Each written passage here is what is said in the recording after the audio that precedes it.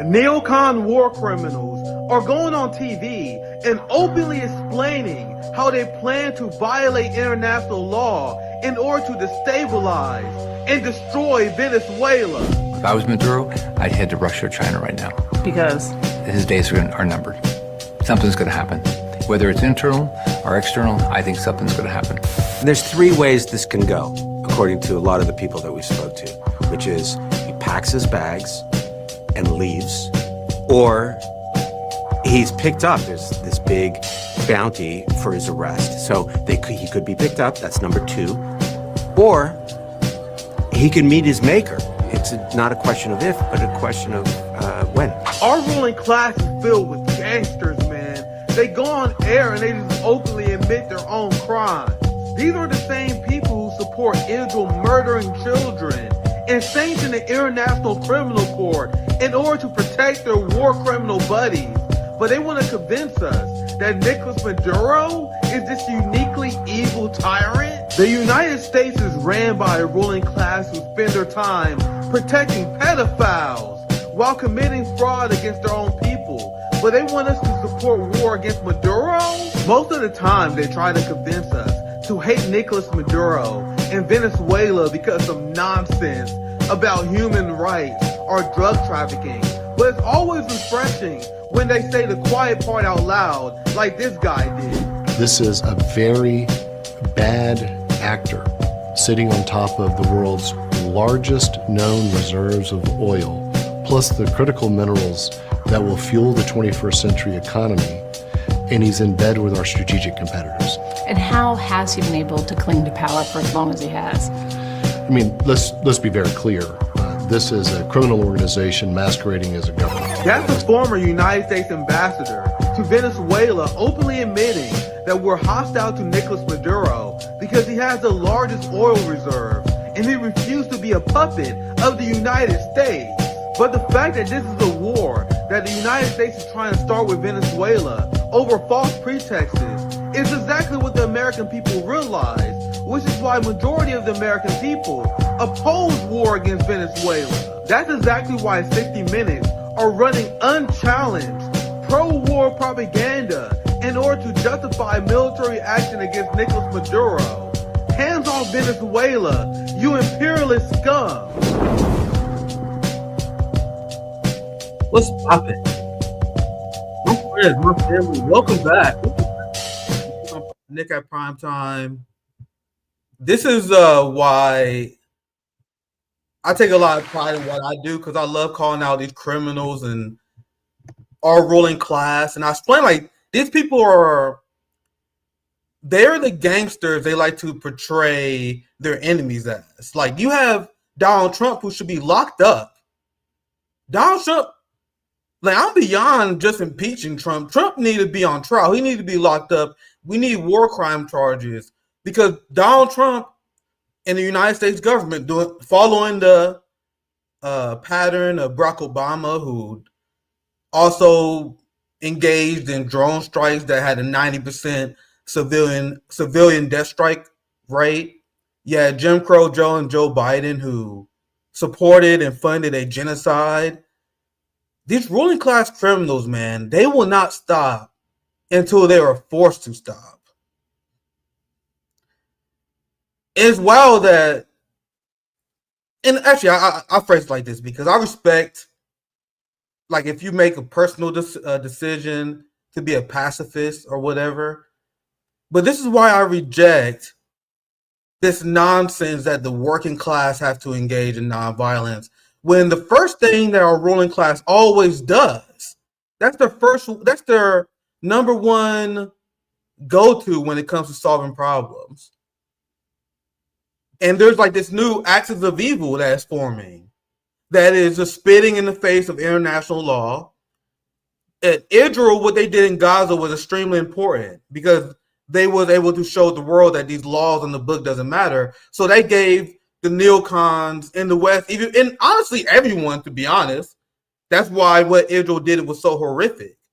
Just opened the floodgates, made it so the bar is non-existent. So Trump just killed a few fishermen. That's nothing compared to bombing a hospital. You guys see how the new axis of evil is purposely trying to bring humanity back to the dark ages, and humanity is regressing? You have Imperial Japan that is back. Japan, the country that committed unbelievable, unthinkable atrocities against the Chinese people in World War II. They were easily worse than the Nazis. Like, that's how morally bankrupt the West is. They whitewash the crimes of Imperial Japan. But you guys realize that China was fighting Japan 10 years before we got involved. They kidnapped Chinese women, Chinese children, They ran medical experiments on them. That's almost too grotesque to say it out loud what they did to these people. Bone fracture tests, testing chemical weapons on them. And you want to know the ruling class in Japan? The same ruling class that's been in charge for 75 years? The same liberals that criticize China for having one ruling class party has no criticism of Shinzo Abe and Sanae Takaichi, this ruling party that's been a U.S. puppet for 75 years. And you guys know a big part of their platform is that they don't apologize for war crimes that they committed against the Chinese people. That's a big part. That's the same thing that white people in the Trump MAGA sphere say in the United States. We don't need to apologize for our war crimes. We don't need this woke agenda that's teaching our children to hate us, hate our country because some crimes we committed before. We need to forget all that's the same message that this puppet from the United States has. This is the video I have for a while. This display is going viral internationally, where she's getting ripped apart because this is the Japanese prime minister surrounded by United States military. This is the perfect image. It shows that Japan is completely occupied. Female, Listen, to say this, the first female prime minister in the history of Japan. Madam Prime Minister. Look at this goofball. Please, say a few words. Thank you, Mr. President, and thank you all. 本日、米国の海軍創設250周年。To say Look at this, this goofball. I'll play it again. You got to realize this person was selected. the first female prime minister in the history of Japan. Madam Prime Minister. Jumping like a happy little puppet. Look at this little puppet jumping up and down, happy to be acknowledged by her occupiers. Prime Minister in the history of Japan. Madam Prime Minister, please. This is the person who praised Adolf Hitler, refused to apologize for the crimes of Imperial Japan, and you want to know why she wasn't elected, but she was elected?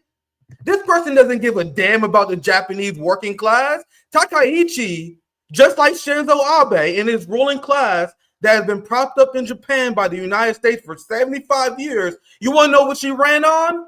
Did she run on increasing the quality of life for the Japanese working class? You guys know there's an anxiety, depression, suicide crisis in Japan because young people can't find good jobs. And when they do find a good job, they turn into a corporate wage slave because just like us, Japan is a fucking capitalist hellhole, just like South Korea. But instead of addressing these work balance issues that Japan has, instead of addressing the suicide problem in their country, you want to know what Takaichi is focused on? She's been focused on high government spending, which goes to the military, a hawkish approach to China, and a large defense budget. You guys see why Donald Trump likes her? You guys see why this person was chosen by the ruling class?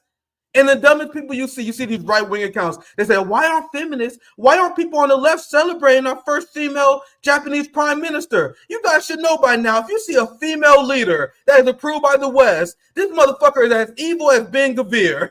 They are as fascist as it comes. Europe overseeing a genocide with Ursula von der Leyen, Kaja Chaos, that lady from the EU, You have all these female leaders sponsored by the West who are bloodthirsty tyrants. Just like this person. She's going to be the next Zelensky to lead Japan into a failing war against China. Look at this goofball. Madam Prime Minister, please say a few words.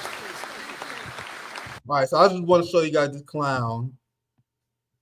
Because the theme of my intro monologue before Dr. Jill Stein joined us, because she will be joining us here very soon. I want to try to get through this before she gets here.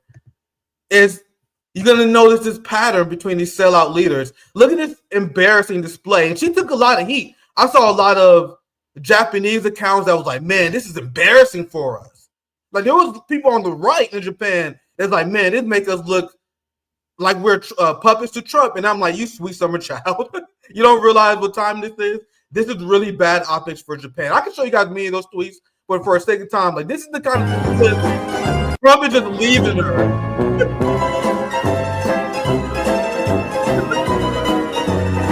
So what's going to happen here is that Takaichi tries to convince Trump to bow to the Japanese and United States flag, and watch this dementia-riddled old man just going with the flow here.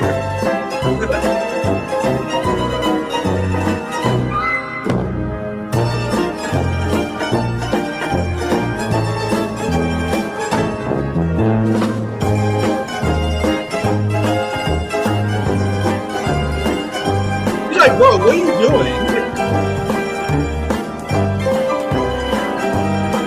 I really hope you actually not thinking about. I really hope you don't get in trouble because of that music. All right, but let me move on because I'm also going to get to Taiwan here soon. Don't get me wrong. I'm going to get to Taiwan, but there was people who realized, like, man, this is a horrific look for Japan. Why is the Japanese prime minister speaking from the United States president podium in her own country at a United States military base? Do the Japanese have no shame? Now, don't get me wrong, guys. I will admit that there are a lot of shit libs who don't like Donald Trump, who's reacting because they see that Japan is another Trump loyal, neoliberal, warmongering country. That's what this is the ideology that you guys support. Just like Maria Corina Machado, many liberals are realizing, like, fuck, we gave a Nobel Peace Prize to a Trumper. This is what it looks like. This is what these people look. The people who want to sell out, their people to the United States and imperialism, are usually far-right Trumpers.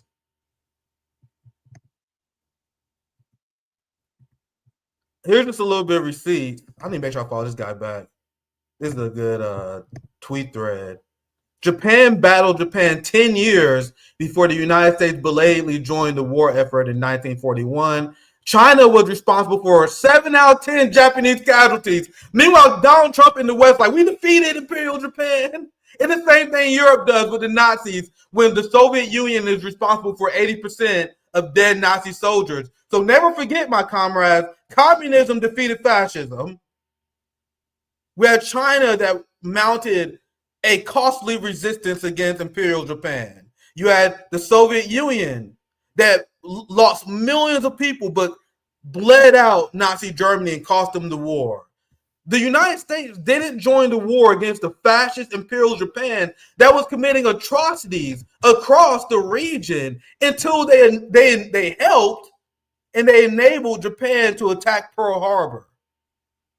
And that's because the United States put harsh trade retaliation. They claim they did it because they care about the crimes Japan committed, but no, they wanted a reason to go to war. But they didn't join the war to save people in China who you had what the Imperial Japanese did to the Koreans, what they did to the Chinese, where they took sexual slaves.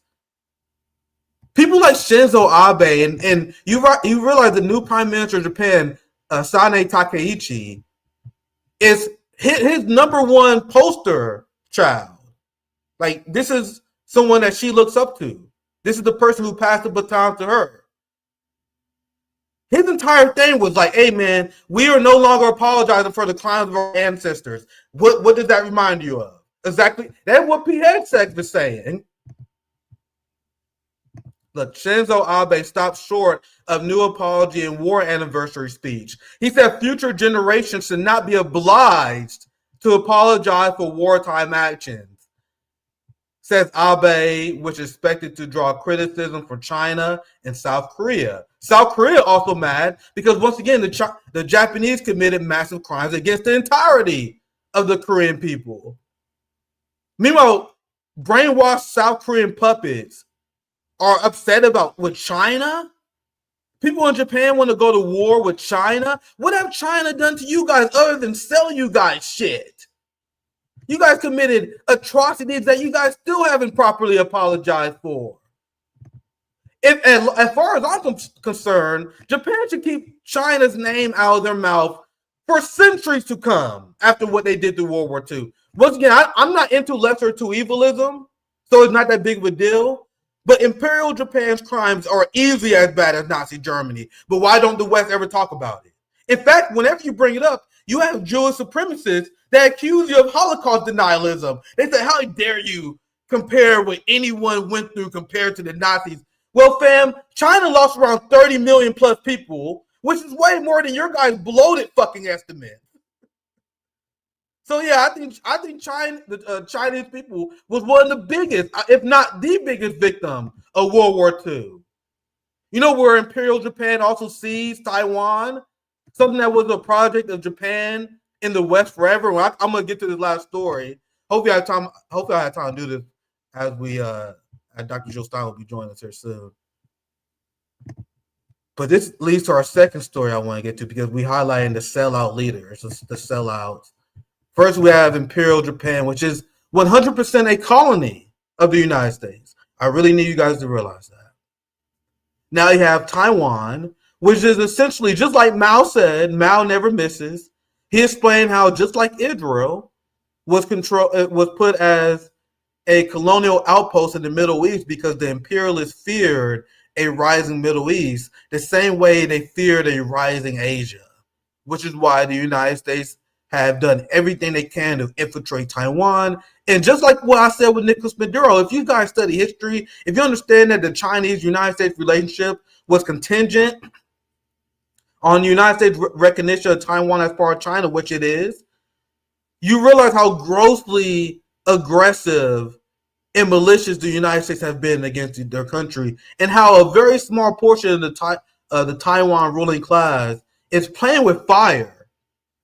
And just like what I said with Maduro, Xi Jinping and China have been very nice, as far as I'm concerned. But that's a whole conversation because they've been very strategic. I think there's an argument to be made that they've been strategically managing the situation. But now the president, the quote unquote president, because Taiwan is a province of China, this man is a glorified governor. So I always gotta be respectful to my Chinese brothers and sisters, but this guy is a glorified fucking governor who's now having AIPAC parties. And what Taiwan said, they were explaining how Taiwan needs to adopt an Israeli model of defense. So is this Taiwan supporting using starvation as a tool of war? What's up with these sellouts that want to get close to Israel and Netanyahu? So in a time where Israel has committed massive war crimes, you have Taiwan that's praising Netanyahu and Israel? You guys see a pattern here? Just like Sane Takaichi, she said she's look up to Margaret Thatcher, and she's going to follow the Margaret Thatcher model in Japan, where they're going to implement austerity in order to double Japanese military budgets. You had the Nobel Prize winner in Venezuela who called for Israel to get militarily involved in her country. You have Bolsonaro in Brazil who touched the wall. This is another Trump ally. Are you guys seeing a pattern here? Here's the Nobel Peace Prize winner. Here you go. Nobel Peace Prize winner Machado told Netanyahu she appreciates Israel's achievements in war. What are you talking about? The person who won the Nobel Peace Prize is praising a convicted war criminal. And you want to know what Nicolas Maduro said? He said the struggle that the Palestinians go through is the struggle of the Venezuelan people. Just like Hugo Chavez, who stood in solidarity with Palestinian resistance. Like Nicolas Maduro, who never condemned Palestinian resistance. Nicolas Maduro called for anti-Zionist Jews all over Europe and all over the Middle East to take up arms against Benjamin Netanyahu. Compare that to Machado, the Western puppet who won the Nobel Peace Prize, who's advocating for the United States to invade her country. Do you understand how the lines have been drawn? The axis of evil is 100% clear here. The pro-genocide, the pro-starvation, because who's the only countries who voted against hunger as a human right? Israel and the United States. Who just voted to maintain Cuban sanctions against the wishes of 90% of the global population? The United States, Ukraine, the Banderite Nazis in Ukraine also voted to uphold the sanctions, by the way. The state of Israel, you want to know who else has joined them? The head choppers in Syria.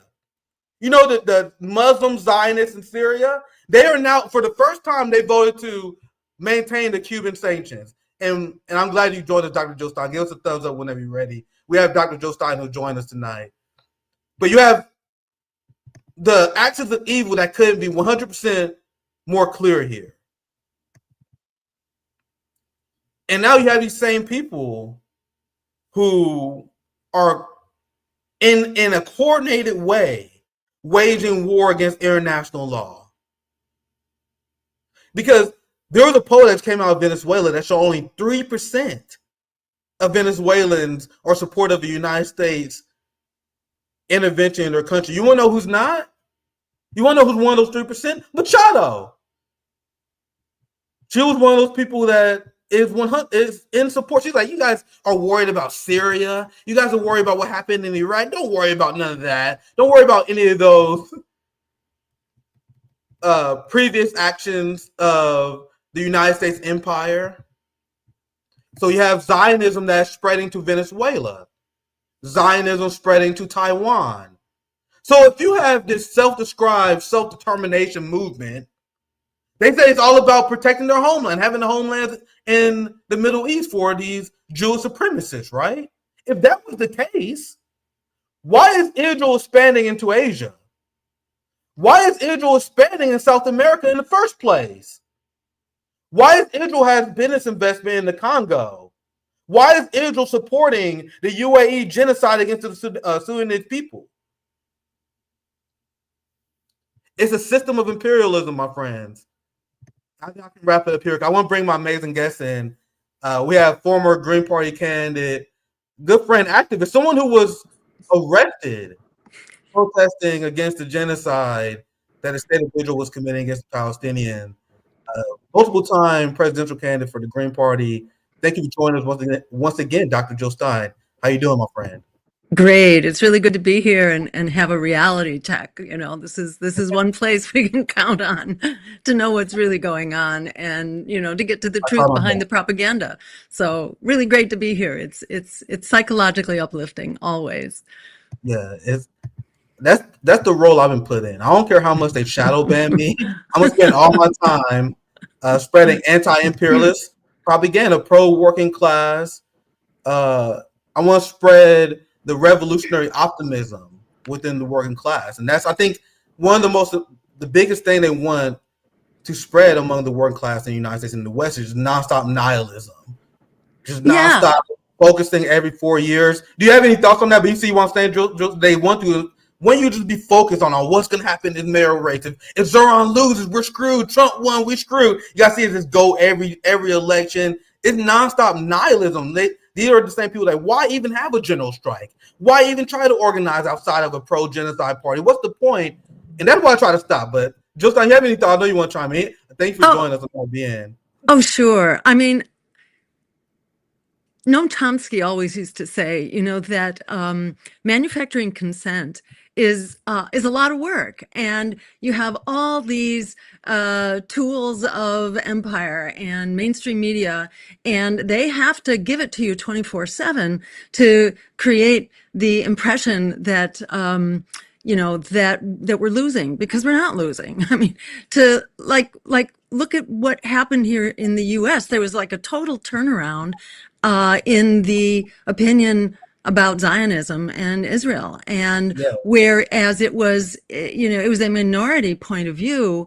October 7th in 2023, it was a shrinking minority view, but now it's the majority point of view, and more people identify and support Palestinians than do Israelis, and a majority of Americans wants us not only to stop supporting Israel's military, but even Israel's economy, which is even further in the down the path of enlightenment. And it's something like a 2-to-1 ratio now of people who abhor Israel's genocide and people who don't get it at all. So in fact, we're winning here. Where we're not winning is in the hijack of big money and corporations and oligarchs on our political system. So, that's why the fight also has to be political as well as an issue-based fight. And if it's only an issue-based fight, then it's a fight of divide and conquered. And we're divided among, advocates for healthcare as a human right, or for social housing, and rent control, or, to rein in AIPAC and make it illegal, basically, make it a violation of FARA, which is what it is. We can't afford to be divided in those different little pigeonholes. That's how I got to be a political animal. After my hair had turned this color, and I had been fighting issue battles for decades, and realized that it's just a game of divide and conquer, and we have to work together in larger coalitions over time and space. And we've got the numbers, as Malcolm X said, and I'll conclude with this. We are not outnumbered, we're just outorganized. This is about getting methodically organized in the face of an oligarchy that is stronger all the time. And shout out, to all those candidates who are fighting that battle now, from Butch Ware, who's running a really powerful campaign for governor in California, where there are big openings based on, the Zionist Democratic Party in California is crashing and burning. And what's her name? Katie, whatever her name is, Porter. She's like the leading candidate, who's like 24/7. Yeah, she's right. Their leads are melting down, or Shama Sawant, running a fabulous congressional campaign. And we are about to announce 2 more congressional candidates that I can't say anything about yet, but who are really exciting. So, don't let them talk you into powerlessness. That's the whole name of their game, is to try to persuade you that you are powerless, so you will be hopeless. If you're hopeless, they have you exactly where they want you. So just, as a matter of course, straight out of the gate, just reject what empire and mainstream media are trying to bang into your head. It's absolutely the opposite of what is true. And they are scared shitless right now, because our numbers are growing, our organization is growing, and just look at the turnaround on Zionism and Israel's genocide, that the American people and the people all over the world are up in arms right now. And in fact, that's why they are ramming forward, the preposterous Trump plan, which was not a peace plan, and it was not a plan at all. It was an ultimatum for surrender that they couldn't accomplish with military means. With $38 billion of our taxpayer money here over the past 2 years, they couldn't do it. With the most, as Martin Luther King said, the greatest purveyor of violence in the world today could not inflict that on the Palestinians. So they tried to pull a fast one with this preposterous peace plan, which is not a peace plan, and which has now completely crashed and burned.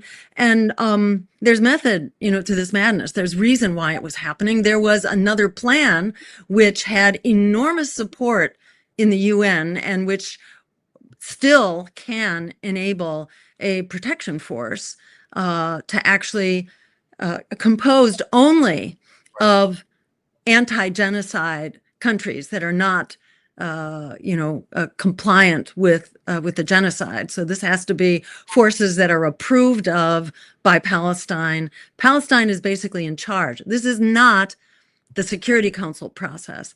The Security Council process is extremely disempowering and is dangerous, and and is sort of the Haiti type model, which has been a complete disaster and full of human rights abuses. The alternative here is called Uniting for Peace. It goes through the General Assembly. That's like the rank and file. It's not the elites, the big powerful countries in the UN that have veto. This is like the rank and file of the world joining together to overwhelm the US veto, basically, and to do an end run, because the nations of the world, about 90%, support Palestinian rights and condemn the genocide and want to see the progress in the International Court of Justice, which gave the order, which in several rulings now has said the occupation must end, that the apartheid state must end, the settlements need to be taken down, that the right of return and compensation needs to be respected. Not only did the court come up with that, but the UN then affirmed that by a 90% vote and gave Israel 1 year to comply with that ruling. That 1 year was up in the middle of September, and that put the fear of God into US and Israel, which may have a lot to do with why suddenly this Trump plan appeared, and they tried to pass that off as some kind of a solution to the genocide, which it's not. It only worsens the genocide, and it's an investment plan. It's a self-enrichment plan for the for the Trump family and also for the Witkoff family, the very ones who were negotiating it. So it's really important to reject what they tell you and to understand that we actually have the wind at our back. We have the numbers, we have the moral high ground here, and we actually have the mechanisms and the means, starting with enforcing an end to this genocide in Gaza. And by the way, you can sign a petition. You can also send a letter to the Security Council to tell them to reject the Trump plan, because they're still trying to ram it through, although they keep running into little snafus. Like they said, they had countries that were going to provide this stabilization force, which stabilizes what? It stabilizes genocide. It stabilizes occupation. We don't want a stabilization force. That's what the US, France, and the UK are trying to ram down our throats. What the people of the world want is a protection force at the request of Palestine and under the control of Palestine. This is not about another occupation force. This is about giving the power of the world community, which is in agreement here. And this has been used before, by the way, in the Suez in the 1950s. This was used, and what did it accomplish? It got Israel, France, and the UK out of Egypt at Egypt's request. So there's a model for this. It has worked before, and there's no reason, a lot of people are pushing the Trump plan, or they were at least before it completely crashed and burned. They were pushing it saying, oh, well, it's better. There's less starvation. There's less genocide. There's less bombing. Well, maybe not less. And less is not okay. A genocide is a genocide. So at any rate, there is an alternative. They're still lying about it, Jill. And that was an amazing opening spill, Jill. It's great to have you on. There's so many different ways I can take that. But, not only have they been actively lying on behalf of Trump, you had Dana Bash, who was shaming people who were not celebrating the ceasefire. She was shaming celebrities who protested against Israel. She said, why aren't you thankful now? Why aren't you thanking Trump for the ceasefire deal? You had the United States media that are purposely lying about this, as Israel is blatantly, openly violating the ceasefire. And there's not a ceasefire on record that Israel has ever complied with. I mean, absolutely. As far as Israel is concerned, that ceasefire is still in effect, because an Israeli ceasefire is indistinguishable from a genocide. And they said, and you still have the corporate media repeating this ad nauseum, that the reason why they killed 100 Palestinians was that an IDF soldier died in Gaza. But the IDF soldier died because he tripped his own bomb that they was planning despite a ceasefire. So their own idiot IDF member smoked himself, and they used that as a pretext to murder over 100 people. And if you look at all these headlines, they will say stuff like, Israel murdered 100 Palestinians, Israel accused Hamas of violating ceasefire. Like, that last part doesn't even have to be on there. They've been muddying the waters on behalf of Israel. Not only that, you have the Trump administration that's still actively lying about this. Here, JD Vance, I want you to respond to this. The president achieved a historic peace in the Middle East. The ceasefire is holding. That doesn't mean that there aren't going to be little skirmishes here and there. We know that Hamas or somebody else within Gaza attacked an IDF soldier. No, that IDF soldier killed himself because he tripped an Israeli bomb. Jill, you see what they're doing here? And come on, I mean, dozens and dozens of people are killed almost every day. You know, even before this, like last night, where over 100 people were killed in one instance, and just a few days before, it was like 45 people were killed. Those don't count. You know, it's only like the occasional Israeli soldier who gets hurt. Then suddenly, that's reason to violate the ceasefire, but not these deaths after deaths of Israelis. And besides, Israel has violated this agreement from the get-go. They have not allowed the aid, and don't call it aid. It's food. They won't allow food. That's not aid. This is like a necessity of survival. Israel won't even allow that in. So this is just like, you know, this is a colonialist and genocidal perspective that says Palestinian lives don't count, but Israeli, you know, damage to Israelis is cause for, you know, massive slaughter. Israel is incapable of an agreement, is incapable. Look at Israel's peace agreement with Lebanon. It's been violated 4,000 times in 1 year, you know, and this current agreement, the so-called Trump agreement, has been violated over 125 times in like 2 weeks. So this is not an agreement. This is just, you know, this is just an effort to achieve by ultimatum what the Israelis and the U.S. could not achieve with $38 billion over the last 2 years and the most vicious forces of empire that exist on the planet. It's not going to happen, period. And, you know, it's on us to reject this nonsense and to push ahead. And I really want to encourage people to go to lifelineforpalestine.com and sign up for the newsletter, because this is all about galvanizing the power that we have right now. You know, we shouldn't have to just confine ourselves to critiquing the news cycle here. We have to push back and we have to organize, because we do have the power, and there is this mechanism in the UN, which they are just scared shitless that we should utilize. And the UN has already committed to doing this. They've already committed 1 year ago. They said, Israel, you got 1 year to comply with the rulings of the International Court of Justice and end the occupation. And that didn't happen at 1 year. So time was up. And it was time when the UN said that they were going to actually enact measures to compel Israel to comply. So that's what's on the table right now. And we have to stand up and use that. So go to lifelineforpalestine.com, sign up for the newsletter, sign on for the actions. There's a whole bunch of actions, including signing the petition to President Petro.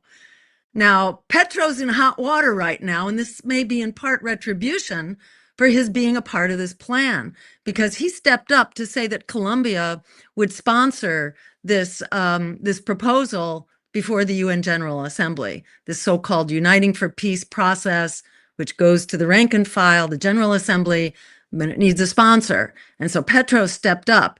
And then the U.S. threw him out, you know, told him he had to leave. They canceled his visa here in the U.S. He was here for UN meetings. So I think they're a little touchy about this, as they should be, because they are outnumbered. They are, you know, they are they're out everything on this. You know, there's just a lot of energy and power and momentum and morality here. And this is what humanity wants.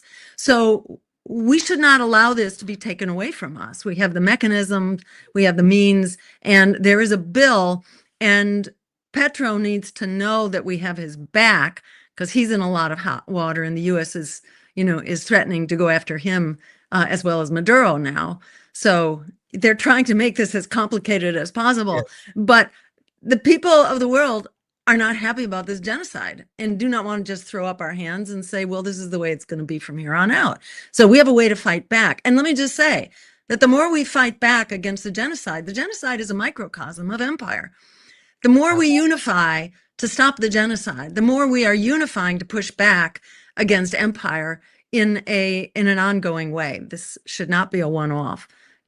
Empire is crashing and burning all around us. So it's really important that we seize the moment here to unify as humanity across the globe to use the power that we actually have. And, both Indonesia and Malaysia have already stepped up to say that they would provide 20,000 troops apiece if it was requested. So there is a real means here of moving forward. And the Trump plan is trying to ram through the Security Council and pretend that that's the solution and use those troops from Malaysia and Indonesia. And that is like exactly the opposite of what's needed here. And fortunately, lots of countries are backing away now that said that they would support this plan and would provide the troops for the stabilization force. Suddenly they've all run for the hills, as they should. They should not be a part of this crazy plan. I love how you have this revolutionary call to action in this moment, and that's what we'll get to very soon. I love how you dive right into that because I was gonna I wanted to pick your brain about what we should be doing in this moment. So I'm glad you dived into that first, and we're gonna get to Chris Smalls, and because you guys have a big labor action. But before I do that, we were trying to spread and grow our other channels. I'm trying to grow my personal YouTube channel. So on the RBN channel, I'm going to end the RBN stream, but we're still live on Rumble, on X, and on my personal YouTube channel. So the RBN side will be ended. I think that's a good part to end on part one on RBN because there's still a lot I want to pick your brain on. This has been fantastic, and I'm very fired up because you guys know I'm all about solution, what we should be doing next. And you and Chris Smalls have a call for labor and what labor should be doing this moment. We've seen what the Italian working class was threatening, and when you see what Jill Stein and we've been following you, and we see this anti-Zionist movement that I'm working on, like because you guys know I'm very tanky, like politically, but I'm willing to work with anyone who is willing to challenge, because I see this crack in the empire, I see the crack in the regime, because we know that Zionism is a part of the imperial structure.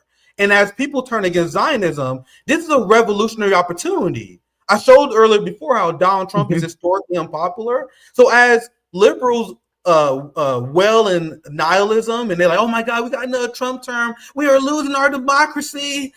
As they are bathing in nihilism, I'm like, this is perfect. We picking off the people who left the Democratic Party because of genocide. Now you have Donald Trump, who's historically unpopular. Many of the MAGA people are turning against Zionism, realizing Trump is just a puppet. And now this is the opportunity for us to grab those people off the pendulum and continue to build this anti-Zionist movement. And that's what we've been focused on, not about just election cycles. That's what made the progressive left, which I would never trust, that what made their smears on you so disgusting. Like these are the people like AOC who said Jill Stein disappeared. We don't have to rehash it, but you guys see the smear job that these people say. Dr. Jill Stein disappears every 4 years. Does it sound like she disappears? She constantly working. That's why it's great to be in solidarity and communion with you, Dr. Stein. We will continue to work to fight the Zionist regime. But I have a few more headlines I want to read. Do you have anything else you want to add before I dive into a few more headlines, Dr. Stein?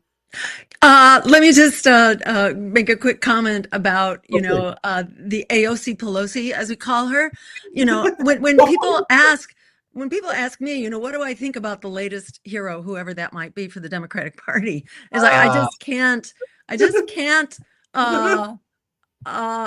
I can't like avoid the reality check that every time a new Democratic Party hero appears like AOC, I can't give it the time of day, to tell you the truth. And to look at, Yeah, maybe what's his name? Zoran will do some good things. I hope so, maybe. But, I'm not holding my breath when he's on stage with the sellouts like AOC. I'm Yes, sorry. So, yeah, go ahead. And the Greens I know who are in New York City, they are going to vote for him. They're not going to vote for, any of the alternatives. So they're going to vote for him, but they're not going to work for him that I know of, just because we can't talk ourselves into it. We've just seen this show too many times. And yeah, it'd be great. But remember, it's the money, stupid. It's the money. And absolutely. the Democratic Party is wedded to the money. The money only gets more concentrated into fewer hands, which is pouring into the Democratic Party. So if you think somehow magically you're going to pry the Democratic Party with its latest hero, whoever that is, away from, the commitments of, its Zionist, militarist, AI, funders, you're not. That's where it is. That's where it's going to stay. So we really have to be harnessing this wave, this uprising that's happening right now, that's bigger than ever.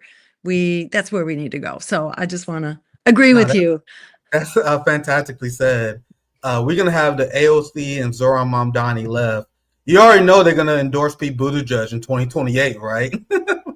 Because Zohran Mamdani is already building a liberal Zionist movement. He has Zionists that are like, I'm a Zionist, but I support Zohran. You have Zohran Mamdani who's apologizing for the NYPD despite lying about defunding them and holding them accountable. Now he's keeping Commissioner this insane Zionist lady who's been sicking the NYPD on protesters.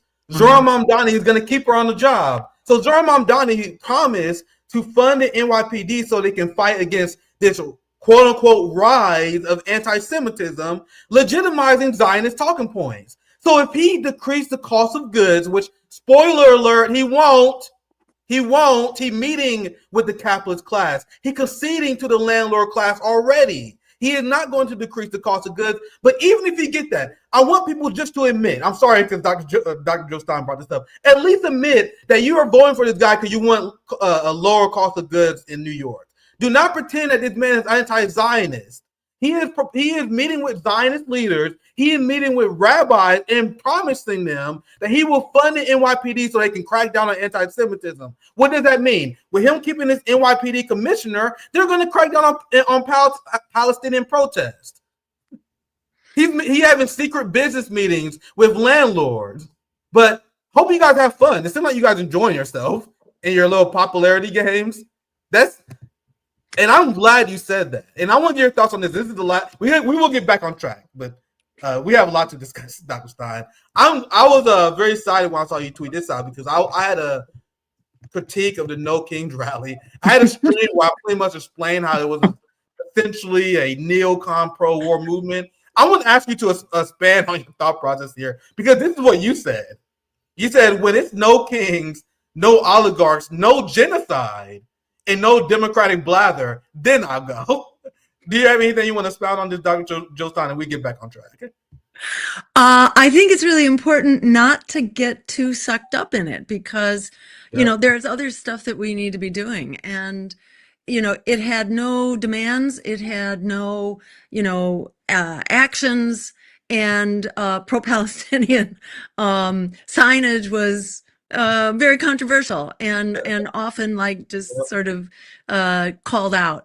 So this is like it just reminds me of the AstroTurf that the Democrats have perpetrated. The protest against Trump's first inaugural, the Women's March. What's always a tip off is if they refuse to allow the pro-Palestinian speakers or alternative parties. If they are trying to silence alternative and independent politics, then that this is basically just a party building exercise. They wouldn't allow Shama Sawant to speak. Shama Sawant was lobbying hard. Like she's an organizer who won actual victories for the working class, and she's a legitimate candidate. But that they refused to allow her to speak because she was going to mention the genocide in Gaza. that's the second you know that it's a clown show. But sorry, you're making great points, Dr. Jill Stein. Well, I was just going to say, this has always been my experience with them over the years. You know, back when I was a candidate for governor here in Massachusetts, there was one time, you know, I think it was like it was in 2000. It was in 2000. I was allowed to speak at an anti-war rally. And then after that, you know, never again. So, you know, it just tells you where they're at, and it's not worth taking them seriously. This is just Democratic Party AstroTurf. And, you know, it's a badge of honor for Shama that they wouldn't allow her to speak. You know, she's a big threat to them. So, and that's all the more reason to go and support her. Very well said. And I was mentioning before, and you had me fired up, and that's why I dig this up, because we're in this great moment right now. Because as people was freaking out when Trump won, what did I tell you guys after the election? I'm like, this is fantastic, because now you're gonna have people upset at Democrats for throwing the election, for losing, for supporting genocide, and Donald Trump will disappoint. Like, you have Dave Smith, all the people who supported Donald Trump, Joe Rogan, they apologize. And they're like, we're sorry, guys. Great. There's this reckoning that will happen, and it's our job to grab the people on the pendulum. Because look at it, Donald Trump's approval rating has fallen -18 to the lowest it's ever been. And remember, to start with, he was historically low to begin with. Absolutely. He had the lowest ratings of any president ever at 100 days. You know, so he's like at the bottom of the barrel, and now he's even below that. So he's all about bluster and, you know, like cringe bluster at that. So don't, you know, it's like, what were you thinking ever? Anyone, you know, who has a trace of humanity in their heart, who's not completely brain dead, what are you thinking? You know, it's like sort of junior high school level bullying. And, you know, my mom always told me, you know, not to pay any attention to that, you know, and to just kind of have your own compass, and don't be bludgeoned by whoever the strong man happens to be around you. Absolutely. And it's like, it really makes you question people's judgment that they went along with this to start with, I must say. Absolutely, I 100% agree. That's why we went so hard. I was calling out to Dave Smith. I was calling these people out aggressively, and I demand way more than just an apology. Like, you guys, there need to be some sort of accountability for, especially for people doing propaganda for, and said that Donald Trump was a peace candidate. And now there's a lot of people who are regretting their decision to trust in this con man. Like, look at his approval among Hispanic voters, who plummeted after the election. Remember the surge of Latino voters? Oh, yeah. Was like, I supported my own people too. Fuck it. they wanted to win over the support of white America. Like, I want to become MAGA. And now they realize they fucked up. They realize they fucked up real bad. And MAGA is bleeding support right now.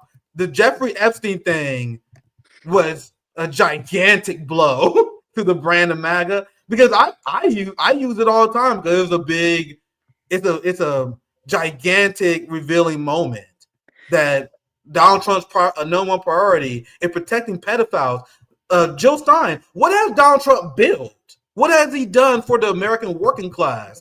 In fact, I will make the argument that Donald Trump is enabling a human trafficking ring. This is a conversation that Americans are not ready for, Dr. Jill Stein. They're not ready for this conversation. They're not ready for this conversation how the United States systemically enables human trafficking. And here's a glaring example of this. There's around 1,200 immigrants that was held in Alligator Alcatraz that are now missing. Yeah. Family members can't locate them. Their names have disappeared from the online database. And this is not just a Trump thing. We have these people disappear under Joe Biden kids in cages scandal. You got to see how there's a systemic effort to engage in human trafficking, which is the number 2 leading criminal enterprise only behind drugs. And ladies and gentlemen, human trafficking is not a working class crime. I repeat, human trafficking is not a working class crime. You need infrastructure. For example, Jeffrey Epstein worked with JP Morgan Chase, who approved loans and approved bank statements and deposits that we usually would have red flags over these sex trafficking payments that Epstein got. So the point I'm making, I don't want to go into a big spill, but the point I'm making, in order to be a human trafficker, you need infrastructural support. And it's not a working class crime. And this is what our ruling class does. And a lot of people don't want to reconcile with this. So a lot of the Latino community, they're starting to realize that they voted for someone who's engaging in human trafficking and someone who's helping bail out human traffickers. Jill Stein, I know I went on a long spill there. This is a great conversation. Anything you want to add to this discussion before I move on, Dr. Stein? Well, I think you can put it in the same category as drug trafficking, because what's really, what's really the power behind the drug trade, and that has everything to do with U.S. policy and the so-called war on drugs, which basically militarizes, all this violence, and also our whole drug enforcement regime criminalizes the use of drugs instead of treating it as a public health problem. And the minute you do that, you incentivize the drug trade and all the violence surrounding it. So, yeah, I mean, there's a lot of what can you say? There's a lot of responsibility right here for the biggest crises that we face. And I would not be surprised at all to see that there's human trafficking, part and parcel of this. I'd love to see the investigative expose on that as well, because I'm sure there's a lot going on there. Yeah, so and the whole deportation regime right now, and shipping people to these horrible prisons, especially in El Salvador, but elsewhere as well. That's just a setup because people get lost, and it's yeah. So it's crazy. But to your point that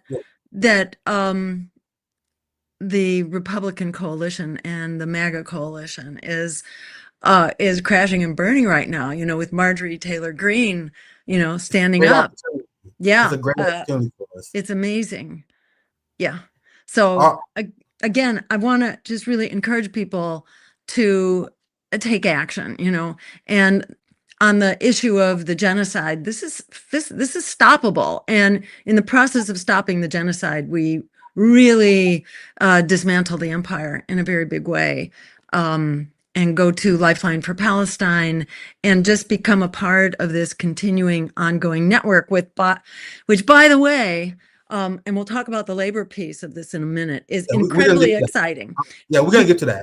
All right. But in addition to that, I want to just mention that there are other major social networks here as well, like La Via Campesina, which is this union of 200 million peasants in Latin America that are very connected to Colombia and the efforts of President Petro. They are political. They are peasants. They're farmers and they're fisher people, but they are very political and they're politically active, and there are these whole different worlds in the global South that we don't have here. And these different networks are combining forces right now around this effort to stop the genocide. And, it's one of the ways in which Palestinians are saving us, and helping us come together and fight against the empire and its abuses here at home, as well as abuses over there where they live. But there's a lot of just really exciting stuff going on. And tell me, how, do you want to set up the labor stuff? Do you want me to? That's exactly what I want to get into next. And on that thought, I wanted to go back to something that we mentioned earlier regarding the drug war, because we talk about the drug epidemic that the capitalist class enabled, and what our job to do as the reactionary, what their response to the drug crisis is to give more power to the capitalist class. We're gonna build a police state, and we have the police state occupy other people's communities because we have a failed central planning model that leads to diseases of despair. Mm-hmm. Because the capitalist class is unable to address this, they blame everything except themselves. So it's China's fault, Dr. Stein. It's now Nicolas Maduro's fault. It's Mexico's fault. It's everyone's fault except ourselves, even though Americans are the number one porter. When you see people at fentanyl on the border, the number one people that are caught are Americans smuggling it in. The drug problem is the result of American demand for drugs. The same demand that don't exist in China. That's right. That exists in other countries that actually have a rational society where people are not extracted for their labor value and kicked to the side because they don't have any health care. And people need to start getting class conscious real soon. And I'm connecting this to the labor story, Dr. Stein. Trust me, we getting there. Because you see, this is our opportunity. The whole point I'm getting to is opportunity right now because Trump is screwing the bed. Trump cares about sending billions of dollars to bail out their libertarian tech bro project in Argentina as the American economy is falling apart. Yeah. You got to realize it's only upheld by an AI bubble. And because of the expansion of AI, we have massive layoffs. We remember the doomsday prediction we all had when the advancement of AI and capitalism becomes way farther than what our social safety net is able to take care of. Hey, baby, we're already here, fam. Look at all these layoff announcements. UPS, Amazon, Intel, Nest, Ford. These places are laying off thousands of employers. And I'll read this because I know you're chopping at a bit to go, Jill Stein, but look at this because I have a few things I want to say to set up our labor story. Look, over the past 5 years, the wealth held. Oh, sorry, let me make it bigger. I know that's hard to hit for you guys to read. Here it is. Great. Over the past 5 years, the wealth held by the top 0.1% has nearly doubled from 12 trillion to over 23 trillion. Do you guys think Zohran Mamdani is going to be the person who stops this? Do you guys think continuing to organize within a capitalist structure will end this problem? This is why it's upon us to get class to start engaging in class struggle. Don't use electoral politics as a way to substitute class war, which is what the Zohran Mamdani progressive left does. You notice, I don't know if you guys know, notice he's leaning more into identity politics now? I'm not saying that they're not making a point about Islamophobia, but I think it's been 100% clear that the Obama advisors got to him. Now it's all about identity politics. It's all about Islamophobia. It's all we got to take care of anti-Semitism. Where the class element? Where the class war at? It's not existent. He's meeting with landlords and telling them that we're not actually going to clamp down on your political power. That's what he said. Now, I know we previewed this a few times, and we want to discuss how labor can get involved in this moment. And we also can discuss how labor can get involved and actually stop the genocide, because this is a project that you and Chris Smalls was involved in. Because we saw how the Italian working class was calling for general strikes. But the labor aristocracy in the United States has actually been enabling the genocide in Israel. Because I don't know if you guys remember when the port strike happened with the port workers, they had a asterisk to their strike where they said we will still provide weapons to Israel. Do you guys remember that? I know that was like months ago. So what? And Jill Stein, I'll pass to you. I want you to explain this more. But we are demanding that labor become connected with the anti-imperialist struggle. Am I getting that right? Look, this is what Chris Small said. For all the libs and Democrats who need something to do after the No Kings parades, the fight demand for AFL-CIO. But I'll let you explain. Dr. Jill Stein, do you want to explain what this is? Yes, but first, go back one slide because I want to point something out. I want to just get, the petition. Okay, because this is about doing something about it. So, Chris Smalls, big shout out to him because, he started off at Amazon and during COVID and people were getting sick and he wanted better protections for the workers. So that's where their whole movement started. And they, one thing led to another and they basically created a union and they won against like a $3 trillion corporation. They were able to win the union election. And they're fighting, for better wages and healthcare and all that. But of course, they can't get a contract because big corporations have gotten really good as the demand for unionization grows, as workers are more increasingly thrown under the bus and unable to afford, their healthcare or their housing. And as the energy and demand for unions is skyrocketing, the corporations are getting really good at denying their contracts and stalling and just fighting very expensive battles in courts and one thing or another. But that's where he started, fighting for the rights of workers.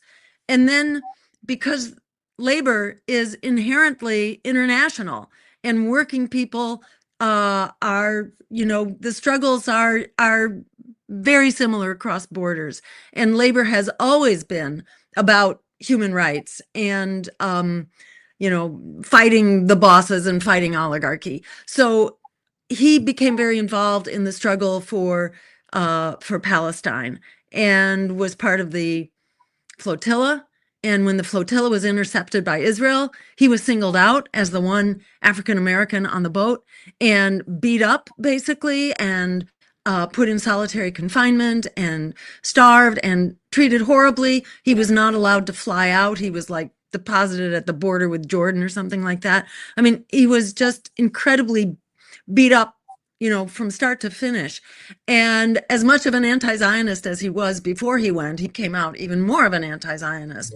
So, to his credit, he's really helping these movements unify. And so his next step right now is to bring the power of working people to the cause, to the Palestinian cause, and to basically shut down the economies.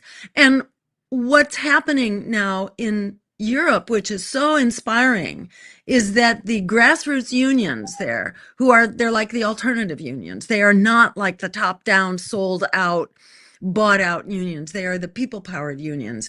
And they are big and they're very powerful. And in particular, the union in Italy, which I'm referring to, it's referred to as USB.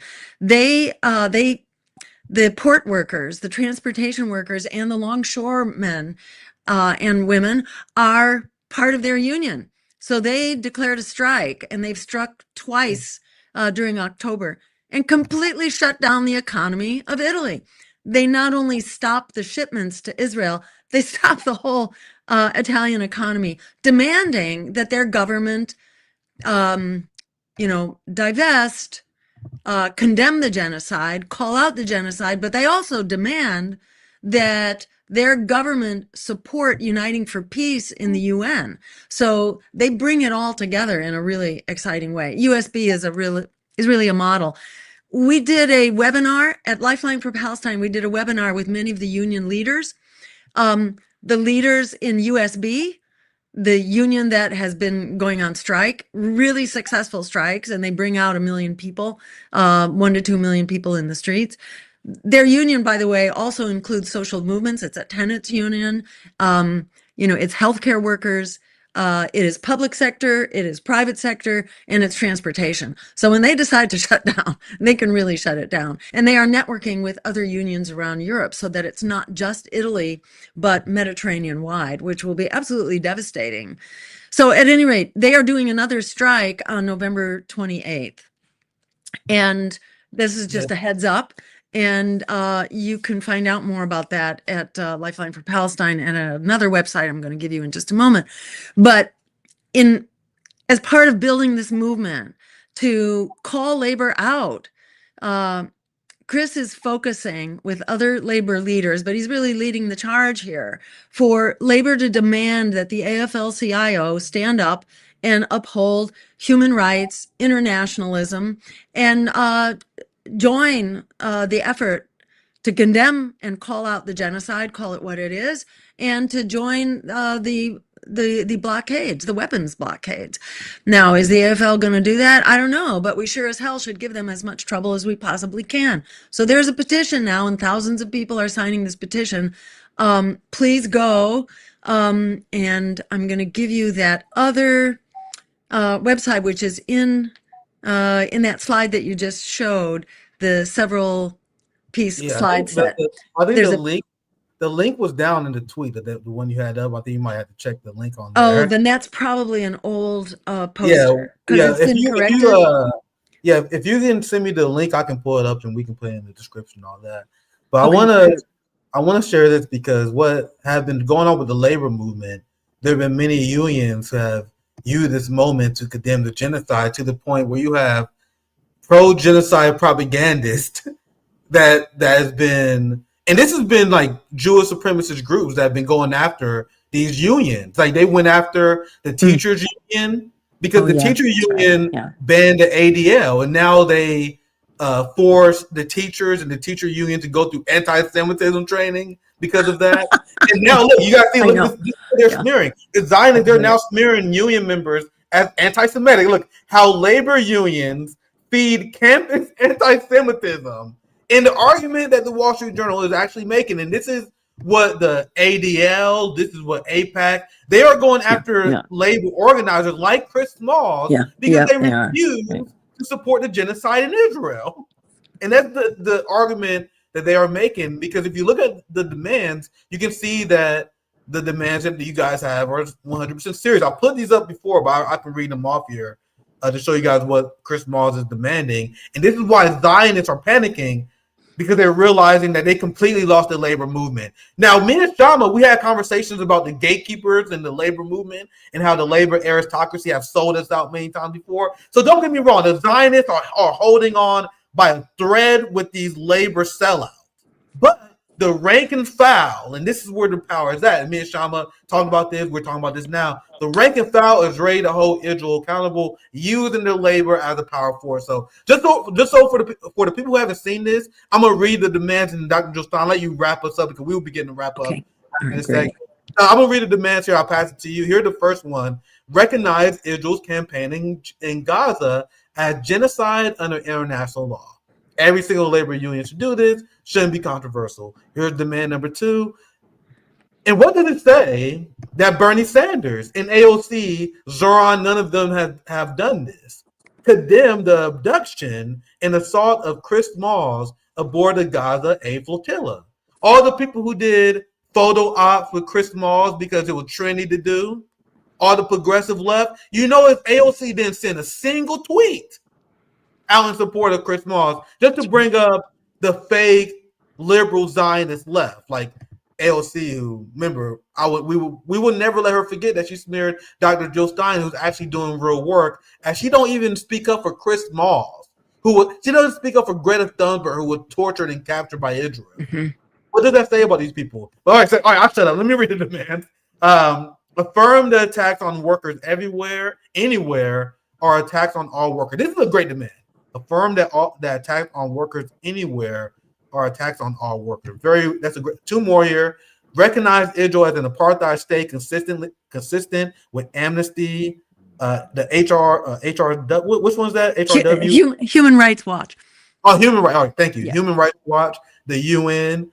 This is a great demand as well. Demand 5: take direct action. Refuse to ship weapons. Cut ties with war profiteers. And mobilize union power to end the genocide. And these are the things that you can do that you mentioned before. But I'll pass it to you, Dr. Jill Stein, to wrap this up. Any final thoughts on the labor action, standing in solidarity for Palestine? Any final thoughts on what we can do to get more involved in order to build what I am calling this giant anti-Zionist coalition to challenge the genocidal ruling class? Because that's what this is. Like, this is the class struggle element of how we fight against the Zionist regime. So, Dr. Stein, any final thoughts before we begin to wrap up here? Just to underscore that we have the power, and labor is the tip of the spear. Labor can actually shut down the economy. And this is the petition. And you definitely want to sign that petition now. We really need a groundswell. And tell everybody you know to sign this petition. Send out the link for it, which is bit.ly/disarmgenocide with capital D for disarm, capital G for genocide. It needs 2 caps. I think that's where the link screwed up before. So it's bit.ly/disarmgenocide. And, join these 2 initiatives right now, because we need them both. We really need the power of labor to shut this down. But you know what happens when you shut down one port? They'll send it somewhere else, or if you shut down shipments to Israel, then it won't be a shipment to Israel. It will be a shipment to, some other third country. So it's very hard to completely shut it down. And we also have and let me just say, genocide doesn't usually stop itself. Genocide historically in modern times has required some kind of a protection force or boots on the ground to stop the genocide. So the UN initiative is really important, and it can really turn the tables in the UN, because the UN right now is under the stranglehold of the US and company, and it needs to be a place of, of people power. And by going to Lifeline for Palestine, we can tie you into both of those movements. Bottom line here is the biggest way people give up power is by not knowing we have it to start with. We have it, and we can use it, and we can shut down this genocide. We can shut down the ports. There are ports here in the U.S. In the U.S., we are shipping weapons, on a daily basis. The U.S. is providing 80% of the weapons to the genocide. So it's really important. We can do this. Wherever you live across the country, you can play a powerful role. You can play a powerful role in compelling the AFL-CIO to stand up and do the right thing, and to just supporting the power of unions to do the right thing, to respect internationalism and human rights, and be the driving force against fascism, which labor historically has been, but is kind of sitting on the sidelines right now. So that power is in our hands. We have the numbers, we got the rank and file, we have the moral high ground. We don't have the leadership, and we need to kick that leadership out. So let's stand up and make it happen. We can do it. It's happening right now before our very eyes. Yeah, it was fantastic having you on, Dr. Stein. You got to be Always fired great. up. All And right. just know that whenever you guys need help from RBN, we'll be there. Okay. This is the part of the coalition that we want to build. This is my number one priority, is bringing people together, brainstorming, and finding a way to challenge this criminal Zionist control ruling class by any means necessary. If you're part of labor, do your job on labor. If you're a class trader, we need you to donate on the ground. Any method that we can use, any way we can unite, RBN will always be down. I want you guys to all get involved if you can as well. Hope you guys enjoy the stream. Make sure you guys support Dr. Jill Stein and her initiative. Make sure you guys like, share, subscribe. Support on Patreon if you want to support my work and see more content like this. I appreciate you guys. Any last words, anything you want to shout out, Jill Stein, as we wrap up here? Just that, we need the real press, not the O-press. I call them the O-press because that's their job, is to oppress us. That is mainstream media. We need the real media. We really need RBN, and it's just foundational. So show some love, support RBN, and let's make it keep happening. Thank you. Yeah. Thank you, guys. Have a good rest of your night. Make sure you guys support Jill Stein.